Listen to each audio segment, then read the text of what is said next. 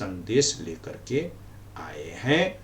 और जब उद्धव जी का गोपियों से सामना होता है तब गोपियां यथोचित आदर सत्कार करने के उपरांत उद्धव जी से प्रश्न करती हैं कि कहो कहाँ ते आए हो। अब इसमें जो कठिन शब्द हैं उसको देख लें।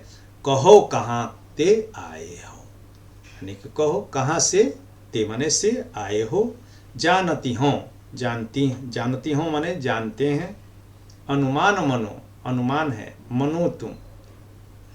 जादवनाथ पठाए, जादवनाथ यानी कि श्री कृष्ण आपको पठाए हैं, भेजे हैं।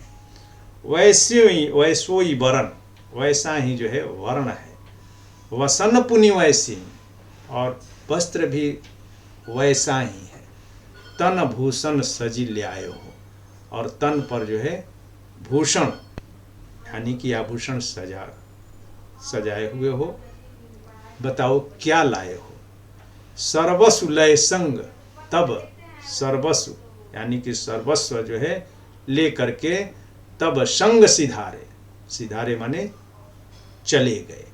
अब का पर पहिराए हो, अब का माने किस, पर माने पर, पहिराए हो यानी कि पहरा लगाए हो यानी कि नजर लगाए हो। सुनहु मधुप, मधुप यानी कि भंवरा। एक मन सबको, एक ही मन सबको, तो वहां लय छाए हो, छाए हो यानी कि वहां पर जो है स्थिर हो गए हो, वहीं पर ठहर गए हो, रह गए हो, उसी में लिप्त हो गए हो।